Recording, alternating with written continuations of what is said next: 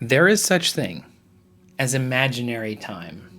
And it's useful when describing the universe with math and physics, especially at the beginning in what we know of the universe. Like 1 second after the Big Bang. Half a second before that, though, we have no idea. Before the Big Bang, we don't know. We don't know anything about it. You may as well be asking what you were thinking about before you were born. We would have no idea even how to comprehend that.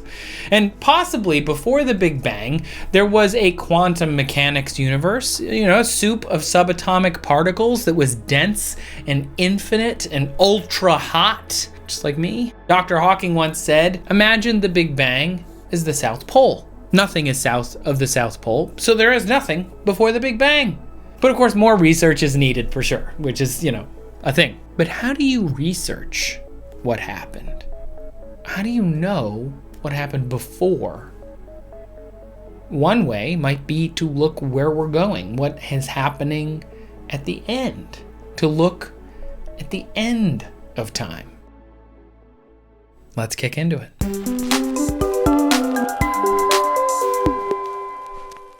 Okay, friends, I am Trace. Thank you so much for tuning in to episode 5. Welcome to the episode 5 party. My brain is melting and coming out of my ears. We are talking about time. All 5 episodes of this show are talking about it this month. Episode 5, the end of time. Closing time. Time to open doors and let you out into the world. Time is a lot, and it's pretty nuts to think about all of the different things we've thought about. Time. Whew! I broke my brain trying to explain it. So I am really happy that my friend Dr. Katie Mack, a theoretical astrophysicist who just wrote a book about the end of everything, suggest you pick it up. I called her to talk about what happens at the end of everything. So I guess, how do we know time's going to end? Well, it really depends on how the universe ends, and there are several different possibilities for that. But the one that's most likely is called the heat death. And this is where the universe continues expanding. Right now, the universe is expanding in the way that galaxies are getting farther apart from each other. There's more and more empty space. And if that carries on for billions and billions and trillions of years, after a while, everything will be very far apart. The stars will burn out, matter will decay. You get this cold, dark, empty universe. And you reach a point where there's really no structure left. The only thing that's left in the universe is a little bit of sort of leftover waste heat from the processes of the universe. And waste heat is like the highest entropy stuff you can have. So entropy is just disorder. And if you have something that's just heat, that's just disorder. And so you get to a point where the universe can reach its maximum entropy state, meaning that you have the most disorder possible in the universe, and it's just this little bit of tiny amount of radiation that's just this waste heat of the universe. And when you get to maximum entropy, something strange happens with time, because we know from the second law of thermodynamics, entropy can only increase going forward in time. And so a lot of times we define the direction of time, the arrow of time, as the direction toward more entropy. And if you get to the point where entropy is maximum, it cannot increase anymore, then it's like the arrow of time ceases to exist. Maybe time continues in some sense, but there's no future, there's no past, there's no directionality to it. And so you can have existence, but time becomes meaningless or concept that is very difficult to define at that point, because there's no forward, there's no direction to it. If nothing is changing, if it's static, is there really time? Even if you're sitting there, but nothing is changing. Yeah, and in a maximum entropy universe, there can't be any processes that make anything meaningful happen. There can be little fluctuations where a random fluctuation can bring some particles together to form some kind of structure that will then immediately disintegrate. But there's no evolution, there's no change, there's no progress of any kind. So time, as measured by entropy increase or as measured by things happening, kind of doesn't matter anymore. Is it really just about like it not mattering? Is that, so we call this heat death of the universe, is that the end of time as we know it? Or is it kind of like the Big Bang? We didn't know what happened before it. Maybe there was time, but it's like there's no way to really know? I think it's a little different than that, because in principle, space-time still exists. The sort of structure of reality still exists. It's just that the definitions of things are now totally skewed. I mean, space is also doing strange things in this environment, but I think time is still there. It's not in any form we would recognize. It doesn't mark the passage of anything. It doesn't mark change or progress or evolution, or there's no arrow to it. It's just nothing, you know. It's a very strange idea, but it's not that time is gone. It's that it doesn't mean anything anymore. Yeah, it's like it's not measurable. So if it's not measurable, is it really there? Yeah, that's crazy. Yeah, there are other ways the universe could end where you could have something that presumably could affect time in a very different way. So, for example, there's one possibility for the end of the universe, the Big Crunch, which is probably not going to happen, but that would be where the universe collapses on itself, and in principle could achieve a singularity as it all collapses down. And in a singularity, there is no time. So that would destroy time because space and time would be sort of compressed out of existence. Similarly, you can have something called vacuum decay, where a sort of bubble of a different kind of space expands through the universe and destroys everything in it. And then the space inside that bubble has a different shape, it's a different property, and that space inside the bubble is gravitationally unstable and collapses into a black hole, basically. And so that would, again, really destroy space-time as we know it. And then you can also have something called the Big Rip, which is where the expansion of the universe can accelerate to the degree that it actually starts tearing apart galaxies and then solar systems and then planets. And then you get to a point where it kind of tears apart space itself. And that would also do bizarre things to time that I don't know exactly what that would look like, but it would not be good. It would really mess up space-time. So there are these kind of more violent and potentially more destructive endings to the universe. But even with the normal expected one, the heat death, you really do reach a point where time is not meaningful anymore. All of those sound fantastic. Firstly, like amazing. I just need to get a TARDIS and want to go see what this is like. Like, what is this going to look like? What's it going to be like? Could you just like sit and watch it, from a balcony with a mint julep or something? Like, that would be great. I mean, yeah, they all of these things would utterly destroy you if you tried to watch, but other than that, they'd be awesome. And the one I think would be most interesting to watch is the Big Rip, because you could see like galaxies being torn apart and planets being exploded before you actually destroyed. That would be cool to see. The Big Crunch seems very symmetrical. It's like we had this little point, expands, comes back down again, another little point. Maybe it expands again after that. Who knows? Because we're not around. But like having something start and end also seems symmetrical. Does it really have to end? Like, does time have to go away? Part of it depends on how you think about the universe, either as our observable space that we live in, the observable universe, or if you want to think about this larger space in which our observable universe is embedded. So we're pretty sure that the universe carries on far beyond what we can actually see with telescopes. We don't know how far it goes. We don't know if it might be infinite or not. But there are some theories where there are much larger spaces and other universes embedded in this larger space.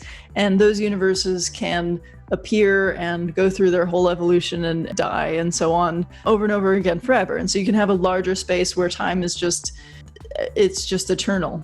And there was no beginning and there's going to be no end, and it carries on. And we're this little pocket universe inside that larger space, and we came into existence and we're going to be destroyed again eventually. But there's some bigger space in which we're embedded that doesn't have an ending in this way. So that's possible. It's possible that there are other kinds of sort of parallel universe type things where there's regions beyond our small space that we live in. I say small, that's a relative term. But there could be regions outside of our sort of observable universe where all sorts of different things are happening, and that could be, you could have very different evolutions and very different sort of cycles or different ways that time can evolve in those circumstances. So when you were writing your book, I love the cover. So good. I do too. It's shiny. I love that it reflects the light in this beautiful way. Yeah. When you wrote your book, what is it that kind of blew your mind a little bit when you learned it, that you were like, oh, gotta put this in the book? There's so many things. I got to put in so many fun, mind-bendy concepts in this book. I think that one of the things that really blew my mind is one of the very first things that I learned. So it turns out if you have a space where just random fluctuations are happening, but there's no like constraints on anything, it's just existing for, indefinitely, eventually you're going to have particles come together in really improbable ways because you have enough time to wait for that to happen. So kind of anything can appear spontaneously out of this empty space through the random coalescence of energy. So I was reading a paper where some colleagues of mine calculated how long it would take for a grand piano to show up. That was my question. You mean anything? Yeah, and you can calculate how long it takes for something to just appear like a grand piano. There's a time scale associated with that. It's an extremely long time scale, but there's a time scale associated with that. And one of the things that's a real problem in this field is that there's a chance that if you wait long enough, a new Big Bang will happen. Energy will come together in such a way that you'll create a whole new universe, right? But it turns out that, it's a lot more likely, just based on random chance, that what will come together is just one galaxy. But it's also more likely that it'll just be one planet. Or, the most likely thing, if you're going to talk about any of those kinds of events, it's much more likely that the thing that'll come into existence spontaneously will be a single disembodied brain that thinks it's living in a universe. That's called the Boltzmann Brain Problem. And it's a problem because if we are living in a universe where we think that, the Big Bang happened and all this stuff is going on, if we expect that we came out of some random fluctuation in a heat-death universe, what's more likely, that the random fluctuation created a whole universe with a Big Bang and galaxy formation and all of that, or that the random fluctuation just produced one brain that thinks it's living in a universe where all that happened? The latter is much more likely, based on, for most ways of measuring this. And so this is a problem in this field. If you want to explain the origin of the cosmos that way, you have to deal with the fact that, you're much more likely to just be imagining the whole thing. And so, this is something that people wrestle with when trying to make these cosmological models. Another thing that can happen in a universe like this is that any configuration the universe had, like any possible collection of matter and energy or something that a universe had before it hit the heat death, that could spontaneously be recreated again, right? Which means that this moment right now, where I'm sitting here and you're sitting there and it's a sunny day, that moment could spontaneously reappear out of the heat death universe and will do so an infinite number of times, separated by some really large time scale, in a universe that carries on forever and has this property of random fluctuations happening. And so in principle, you could be infinitely reliving every moment of your life in this heat death universe. It's a concept called Poincaré Recurrence, and it's super bizarre. This is an idea that Friedrich Nietzsche first came up with as like kind of a nightmare thought experiment. Like, what if every moment of your life repeated over and over again? Like, wouldn't that be terrible? As I was researching this book, I was talking to cosmologists, and one of them was like, oh, so there's this thing, Poincaré Recurrences, where every moment of your life can repeat. And I'm like, oh God, this is horrifying. You can have these random fluctuations because you have infinite time that doesn't matter, and random chance adds up. Couldn't it mean then we could be popping in and out of existence, and they could pop in at completely different times, but they're convinced that it was linear? Sure, we could pop into existence at this moment right now and evolve toward a heat death, not knowing that we've imagined the whole last 13.8 billion years. Or we could pop into this moment right now where you're wearing a blue shirt instead of a red shirt and carry on the whole rest of existence, not knowing that this was just some random fluctuation and change that happened. This is my favorite part about talking about these weird topics. Like, people think they know what time is. They're like, oh yeah, time. It's seconds and hours and like days and whatever, and it's all the moon and the stars. And it's like, yeah. But if you look a little further than that, it just gets weird, which is cool. Yeah. One way that we measure time in cosmology is we use the expansion of the universe, so the kind of scale of the cosmos as a time marker.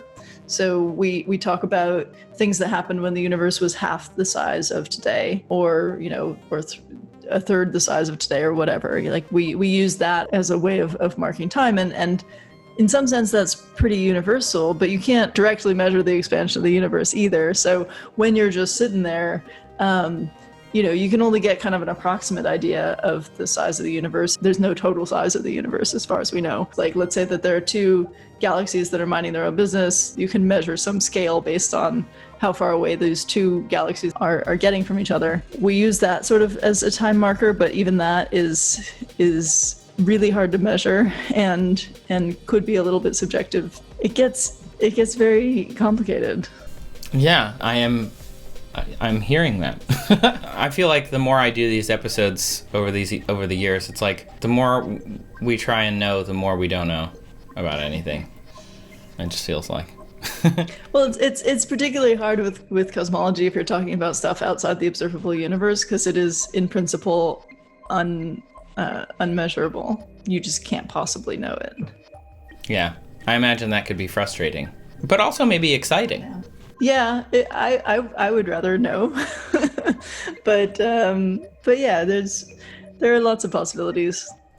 The end of time is a crazy amazing topic, not to mention time itself being crazy and amazing. If you've not watched all 4 of the episodes that came before this, I cannot tell you how much you should, because whoa, it's a lot. But if you want to break from all that, make you feel crazy small because the universe is so huge stuff, may I suggest Nebula? The end of time is crazy, right? It's a crazy amazing topic. Not to mention time itself, and Curiosity Stream has a ton more that you can watch about time. Stephen Hawking has his own show over there, RIP, but it's amazing. It's about black holes and astrophysics. It's so cool. But if you want to take a break from all the make you feel crazy small because time is a giant universe and it's so crazy and weird and awesome, may I suggest Nebula?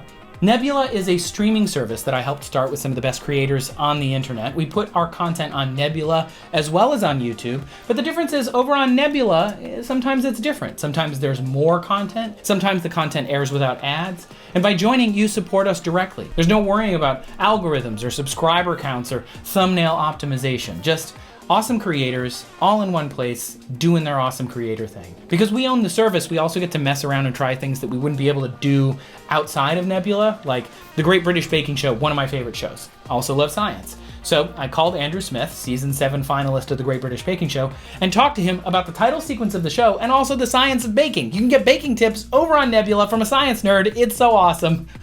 Highly recommend it. To join Nebula, super easy. Just go to curiositystream.com/trace, use the promo code TRACE. CuriosityStream loves Nebula so much that we asked what their best deal was and then added one. We totally prices righted them. They agreed, and for a limited time, our friends at CuriosityStream are now offering 26% off all of their annual plans, and we fact-checked it. That is definitely the best deal anywhere. So for less than $15 a year and a little over $1 a month, you get both CS and Nebula, and you're supporting creators you love, and you can still get things like our crazy shows where we introduce Alex, our token Gen Zer, to things like Limp Bizkit, but you also get David Attenborough and Chris Hadfield and Derek Muller and all these other amazing people who make documentaries with big budgets on CuriosityStream. To get this, use the link in the description. Again, curiositystream.com/trace, promo code TRACE. You get 26% off the year of both services, and you can feel good because clicking that link directly helps me keep this channel going. On top of that, I know this is episode 5 and we're almost done with this whole series. If you loved it, you should join Nebula because you don't have to wait. On day 1 of every series from now on, I'm going to put all of these episodes up on Nebula first. So you get all 5 episodes on day 1, or you can wait on YouTube and get them every other day for a week and a half. The choice is yours, but I highly recommend Nebula because not only do you get Curiosity Stream and Nebula, but you get all of Uno Dos of Trace from day 1. Again, all of it. So with that, let's wrap up this time series. In the end, there is a theory that the Big Bang was not the beginning of time, but instead just the beginning of our laws of physics. Maybe our universe is just a weird fragment of another universe without time. Maybe we're the weirdo in this universe pie.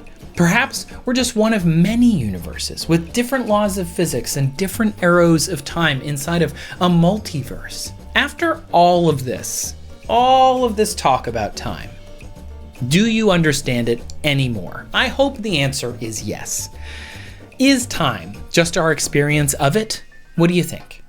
It can vary based on our psychology, our speed, a nearby massive object, our hormones, our location in the universe, the movement of the fabric of space-time itself, or if we're down on one knee asking someone to spend their life with us. Is time an illusion created by our experiences that defies free will? Is time the gradual entropy of everything in existence as we march toward the total heat death of the universe, as explained by Dr. Mack? What is time? Is it all of those things? Is it just some of them? Am I just a nerd who spent too much time thinking about it, or am I someone who already knew and I'm just experiencing inside a block universe the understanding of time over time as it flows through me like I'm a tunnel with a river?